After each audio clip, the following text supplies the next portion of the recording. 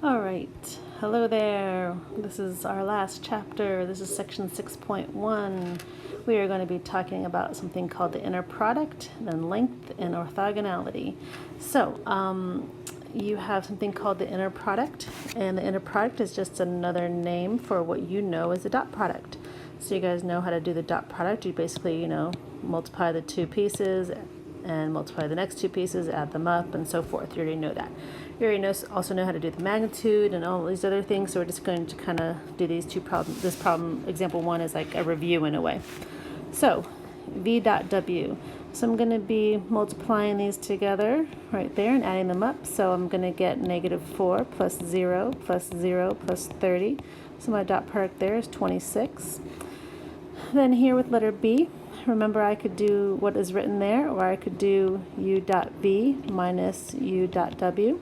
All right, so whatever you choose to do, whatever you think is easiest. And I'm just going to do it the way it's written right now, so v minus w. So v minus w is going to be negative 5, 3, 2, and negative 1. So if I dot that with u, I'm going to get negative 10 plus negative 3 plus 6 plus negative 2. All right, so I get negative 13 plus 4, so I get negative 9. All right, and these little bars on letter C, remember those indicate the magnitude. So the magnitude of a vector is you square each part and add it up. So you're doing the square root of the square of each part. So I'm going to get 4 plus 1 plus 9 plus 4. So remember also another definition for the magnitude of something. When you multiplied that by itself or squared each part, it's like you were doing the dot product. So the magnitude of something is like doing the dot product, but then you also have that square root there. So also know then that what if I square both sides? All right, if I square both sides, another definition for the dot product, dotting something by itself is to have the magnitude squared. So that's going to come up on the next page a little bit. Otherwise, who would care? All right, so this turns into the square root of 18, which is 3 radical 2. All right, letter D, find a unit vector in the direction of W. So unit vector means we want W, but we want to divide it by its own magnitude to get rid of its length, basically. So I need the magnitude of W. So W, if I do its magnitude right there, I would get 16 plus 9, so 25, 25 plus 36 on the end, so that's square root of 61. So this would turn into a vector that is divided by square root of 61 for each part. So you could make it a little bit easier and just write 1 over radical 61 out front, because it means you're multiplying by that fraction, and then just put 4, negative 3, 0, and 6 back if you want to write it. Or you could put a fraction for each number. All right. Down here, these are just some little rules. Like you guys have seen these before. Here, and you can put a constant throughout and all that kind of stuff. All right, so the length of a vector. So length, remember, is like your magnitude. So here's that little rule that I was talking about earlier. So maybe, highlight this. Then if you square the magnitude, it's like the dot product of something with itself. All right. And so when you do the length of a vector, it's like you're doing the distance between 0, so the origin, and the end of the vector in a way. Okay. So it's like you're doing the distance formula. Okay. All right, so if you want the distance between two things, you're subtracting them. You guys recognize that distance formula there. And so that would be the distance between u and v is defined as that.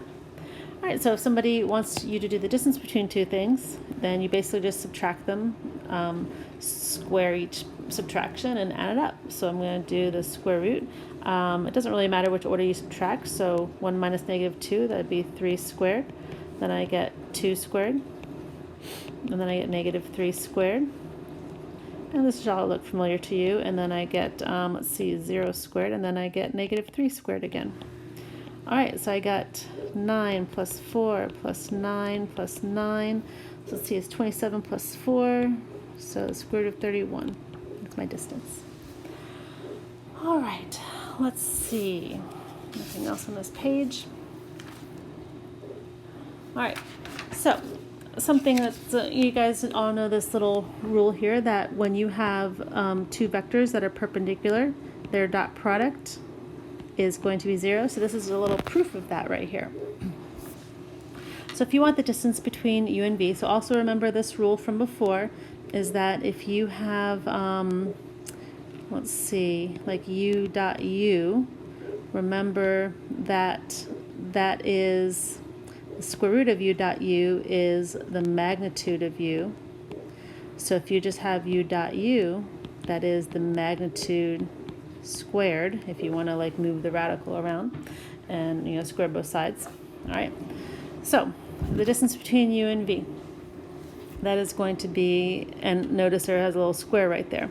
So that is going to be magnitude of u minus v squared. So we're going to use this little trick right here. It's the dot product of the two things. So u minus v dotted with itself. So if you dot that out, kind of like foiling it out, you get u dot u minus u dot v minus u dot v plus v dot v. So remember that anytime you have something dotted with itself, I could use this rule right here. So this u dot u turns into magnitude squared. This v dot v turns into magnitude of v squared. And then I have two of these, which is two of those. All right. So it shouldn't matter. So here's a picture over here of what's going on. If you have u plus v, so it would be this plus this, well, you're getting this vector right here. And if you have u minus v, that would be this piece and this piece, well, you're getting that vector right there. They're the same length, all right? So the magnitude of u plus v and the magnitude of u minus v are the same. So if you use that same formula, if you do this formula again, but you do it with these two vectors, what ends up happening is you get this right here. So these lengths should be equal to each other. So notice what happens is that, yes, if these equal each other, this equals that, that can knock off, this equals that, so that can knock off. So what you're left with is negative 2 u dot v has to equal 2 u dot v. So the only way that this is going to happen, if I bring everything over to one side, I get 4 u dot v equals 0. So the only way this is going to happen is if u dot v equals 0. And that proves that u dot v has to equal 0. All right, so then you come up with a couple little rules right there. There's that rule that we just came up with there. Also note if u and v are orthogonal, then you can also say that this is true as well. Okay, all right. So this next little part is just proving ways to prove things are perpendicular. So of course you can do the dot product. You can do this little second little trick we learned right here. So I don't know, why don't we do the second little trick right there, because the dot product is easy to do. All right, so if I do u plus v. So u plus v right here would be 3, 5, and 1. So if I do the magnitude of 3, 5, and 1, I would get the square root of 9 plus 25 plus 1. And I would be squaring that. That's supposed to equal the magnitude of u squared and the magnitude of v squared. So the magnitude of u would be 1 plus 9 plus 4. So 14, so it would be square root of 14 squared, plus the magnitude of v squared would be the square root of what squared? Let's see, 16 plus 4 plus 1, so 21. So you can see right there, let's see, that would be 35 and 35. Okay, so there we go. So I would get 35 equals 35, so I could go ahead and be like, oh yes, they are orthogonal. So this is a yes right here. With letter B, well, I have the 0 vector, so the 0 vector is orthogonal to anything. It doesn't matter. So that's a yes. And the last one, let's do a little test real quick to see if the dot product equals 0. So I would get 0 plus 6 plus 2 plus 0. So that is not equal to 0, so I would say no to that. All right, so for the last little bit right here, we're going to do one big last example and an example 4 to kind of prove everything that's on this page right here. It's going to be a good review of everything. But you have a little definition right here. It says if a vector z is orthogonal to every vector in a subspace W, then z is said to be orthogonal to all of W. So the set of vectors z that are orthogonal to W is called the orthogonal complement of W, and is denoted by this notation, okay? And it's read as W perp. All right, so let's inspect that right here. So this theorem here says if you have an m by n matrix, then the orthogonal complement of the row space of A is the null space of A, and the orthogonal complement of the column space is the null space of A. All right, so I'll show you what we mean by that in this example down here. All right, so basically it is going to mean, when you get right down to it, that your row space is perpendicular to your null space, and your column space perpendicular to your null space, null of AT, that is. All right, so that's what these two little rules are kind of telling you, and we'll show you here. All right, so letter A says we have this matrix here. We're going to find a basis for the null space. So remember, for part A, if I'm finding a basis for the null space, I take 1, 0, -1. I augment it with zeros, -2, 0, 2, and you row reduce it. You row reduce that, and you get 1, 0, -1, zeros here, and 0, 0, 0. So my null space, I have x2 is free, and so is x3. So I have x2 equals x2, x3 equals x3, and x1 is equal to x3. So I have two vectors in my null space. So my null space, let me go ahead and put my vectors in my null space. They're going to be the two vectors 0, 1, 0, and also 1, 0, 1. Right?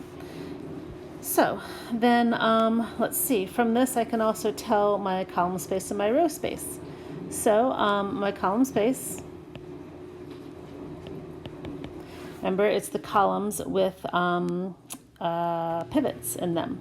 So the columns with pivots are both these two columns, but really those columns are just multiples of each other. 1, 0 and -1, 0, they're just multiples of each other. So all I have to do is name one of them, because you remember, for a column space you have to have linearly independent vectors in there. So I'm going to just use that column for like the first one. It doesn't really matter. You could use this column or this column. So I'm just going to use the first one, 1, -2.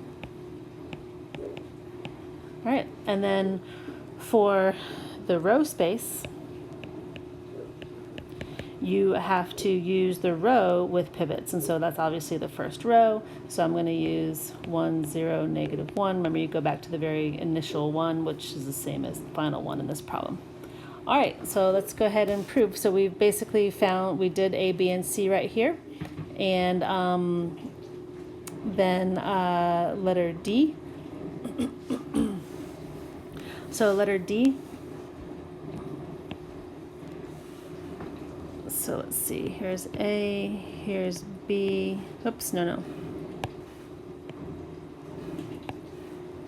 That's C, and here's B.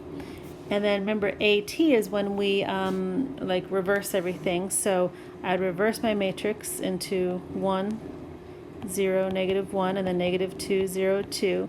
And we want to find a basis for the null of that. So I'm going to augment it with zeros.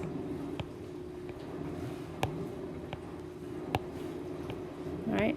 So when we do that, you get 1, -2, 0, 0, 0 here.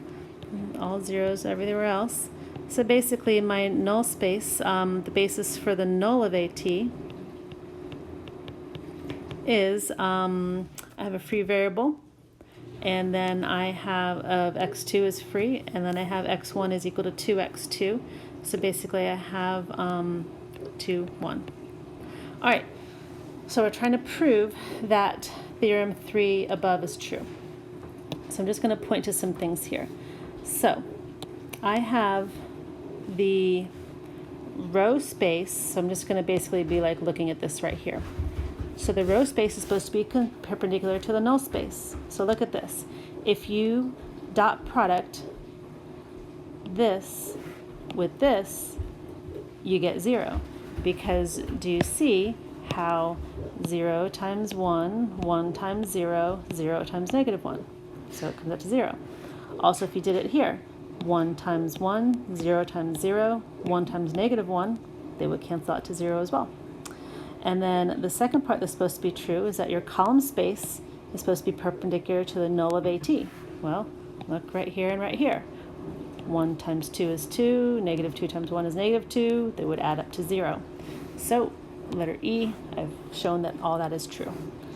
So, section 6.1, now this looks like, a lot of problems, but there's a true-false, there's a couple in here that are like super quick and easy, and frankly, one of them is just asking you to do like dot product and things like that, so it shouldn't take too long, even though it looks like, 6 problems, it's not that bad.